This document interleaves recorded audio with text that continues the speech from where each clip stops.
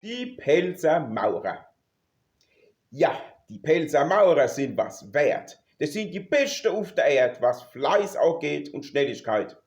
Ich habe ein Beispiel grad bereit. Zwei Baumeister voll Kraft und Saft, die hocken in einer Straußwirtschaft.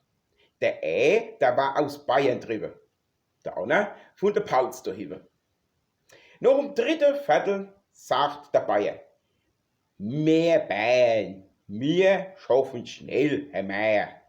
Mein Leid haben vor der Brauerei 4 Wochen bloß braucht. Ja, ja mei. Ha, das ist noch gar nix, meint voll Schmalz, drauf unseren Baumensch aus der Palz.